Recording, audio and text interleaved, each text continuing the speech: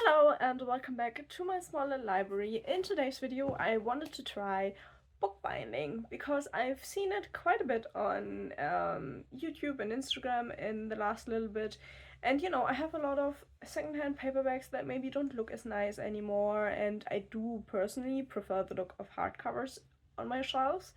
And so yeah, I thought why not dabble a little bit into bookbinding. I mean obviously it fits into my channel really well, but it also sounds like a really cool and nice hobby. So I thought why not, let's try it. And I filmed the whole process for you. I'm now already at the end, but I still have to film the intro. I didn't know if it would turn out in any way, which is why I filmed the intro at the end. Um, but yeah, I filmed the whole thing for you, and please enjoy watching my first foray into bookbinding. The channel I used as a tutorial, I will link down below. She has a wonderful list what you need and what is maybe like, nice to have and stuff like that. So yeah, I will link all of that down below if you want to get more into it. And please enjoy watching me bind my first book. Okay, so the first part, you take apart the book. It looks brutal, it feels brutal. I didn't enjoy it, to be honest.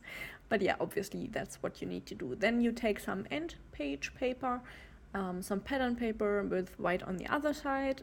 This one was too thick, so choose one that isn't as thick as this one.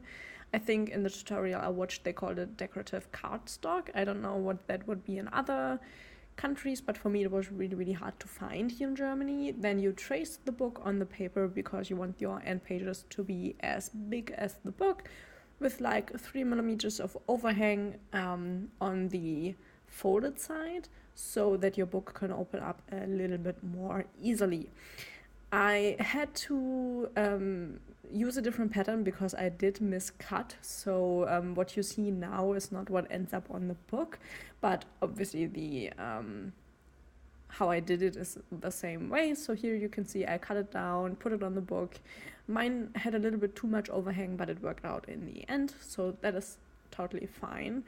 But yeah, then you obviously glue it to the book, and you need to cut a second piece, which I hadn't done at this point, but yeah, you need to glue it to the book, which is what I have done here now. Now that is the paper that I actually ended up using.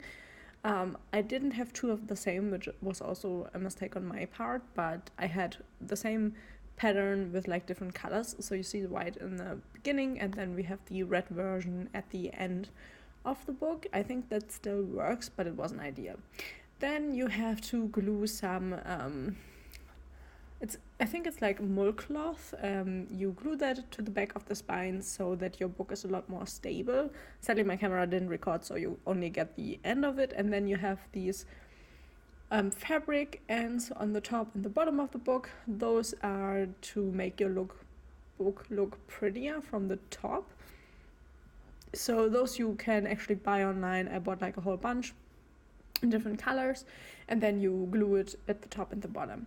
Then you need to cut out your cardboard, and that is also has to be the size of your book, with like 3 millimeters overhang on the top and the bottom to make your hardcover actually a little bit bigger than your book, so you have a bit more space in there. That's, I think, like typical for books with hardcovers.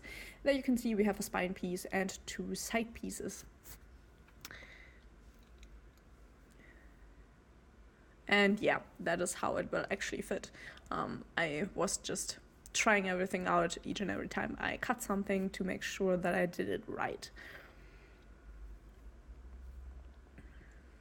Doing a little bit of cleanup. I definitely bought the wrong size of cutting mat, as you can see. Then you take some cardstock and you cut out a piece that is like pretty much 3 times the size of your spine in my case, and you glue that to the spine so you have some hinges for your hardcover so that it can easily be opened and closed, because obviously you need some kind of a hinge for it all to work really nicely.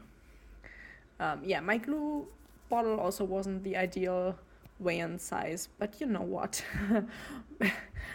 I did my best and it turned out okay, to be honest. So yeah, I glued that one to the paper. As you can see, it was a little bit on the messier side, which thanks to my glue bottle, to be honest. And yeah, you need to place it in the middle so you have a lot of space to the left and the right. And then you go in with this bone tool, which mine is from out of plastic, but it looks like the bone tools you can get. And then you can make these indents on the side so that your hinges are really defined and you have these lines that your typical hardbacks have. Mine didn't come out as clean and nicely as I would have liked. I do think it's mainly because it's just, I don't know, it's the first time. I didn't want to press too hard. I was a little bit afraid of ruining it. And then I did some lines. They are 7 millimeters left and right of the spine, so then you can glue your covers to the spine, and you need the space so it can hinge nicely and open really, really just good looking, when you open the book, and you it's not too tight, for opening. So that is what I'm doing right now.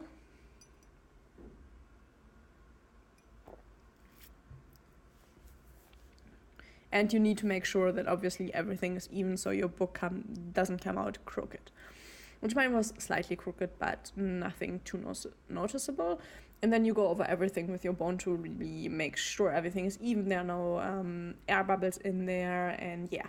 Then I chose a nice blue book linen to actually cover the hardcover in. You need like an inch on every side to leave over so you can glue it to the back side. And so I just used the thickness of my ruler as like a spacer, which worked out really, really nice in the end. There you can see how big my linen is in comparison to the carton of the hardcover. And then you start by gluing the spine down, and I used the ruler again to make sure everything is even, so that I have enough space on every side to really nicely glue everything down. Then you smooth everything out with the bone tool again, and you go into the grooves, which because of the lighting you can't really see them. They are there. They aren't perfect, but yeah, you can't really see them sadly on camera, which was a little bit of a fail on my side. But yeah, make sure everything is neat and tight. And then you glue down the cover, make sure, get all of the air bubbles out, make sure everything is nice and even and tight. I did get a little bit of glue on the linen side, but it did vanish mostly, so that wasn't really that bad in the end. Then you cut the corners so you can nicely fold everything over. And then you obviously need to glue everything down on the back side. So I only show you the first one here, but each and every side works the same. Just really need to make sure you cover everything evenly in glue so that everything really stays down once you let go, and then you just fold the edge over and make sure everything is really nice and tight so you don't have any air pockets in the fabric at the end, I really had to use quite a lot of force to make sure that the edges are really, really nice. And yeah, there you can see how I'm doing it. I had to make sure that there was no glue residue on my cutting mat. As I said, definitely the wrong side cutting mat. You need a bigger one. I will need to buy a bigger one.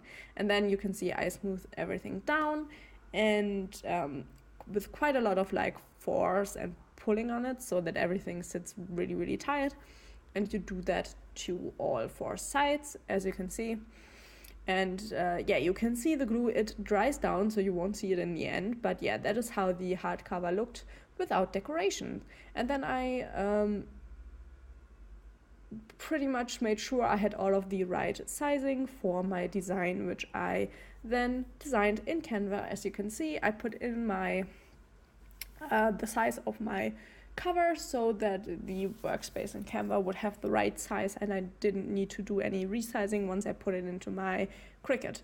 And yeah, I am showing you just a little bit. I'm not really good. I did a really basic design in this. I'm still learning. But it is my first time trying this. So yeah, I'm just gonna show you like a little bit of what I did. So I chose a similar color so that I would know what it does look like in the end.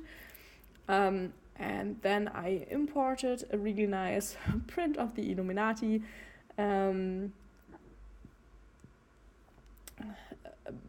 Logo pretty much, and then for the spine I put in a rectangle with the size of the spine to make placing everything easier, and that is pretty much how it looks.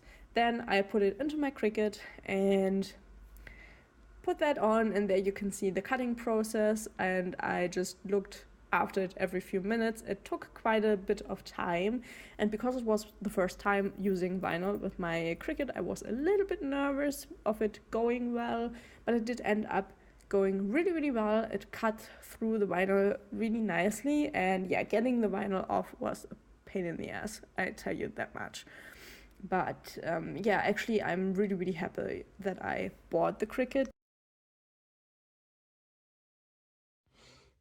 Okay, as you can see, we are now here with the finished like hardcover, like without the book, but the cover itself is finished. I couldn't film just the whole process of getting this ready to transfer onto the hardcover, and doing the transferring with my iron was just, it took hours. Let me tell you that it took so long that there was just no way that I could film that in any realistic kind of way, and it isn't perfect. I did kind of burn my vinyl. On this one, these two are better, but on the first one I kind of burnt my vinyl because I had a lot of trouble with that. I don't think an iron is the ideal way to do it. I do think I will look into getting a heat press from the Cricut itself, because I don't think my iron has a constant enough temperature for the process. It was really hard to do actually, but I am, and in the end I'm happy with this. In the original design I had a pyramid above here. That was just too small to actually weed out the things that needed to be gone so that it would look good.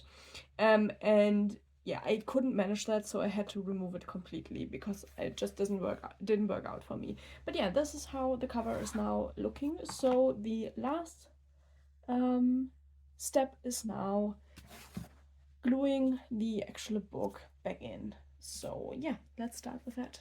Okay, so for our last step, we are gluing down our end pages. Mine is a little wonky. I'm gonna talk about that in the final, in the ending of the video. I made a few mistakes, but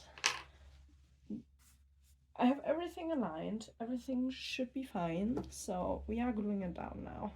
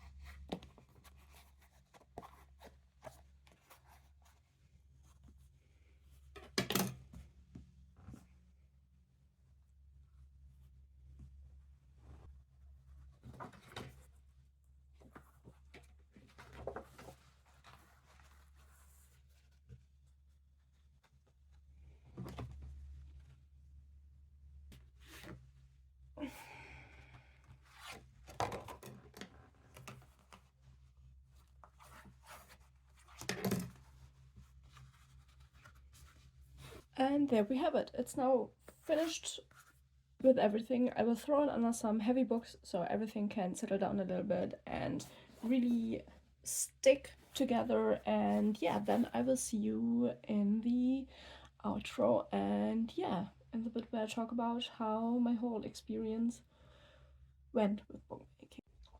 Okay, so the book is now finished. This is the finished product. It is a really simple design, but it gave me enough problems that I'm really happy that I went with a simple design for the first try.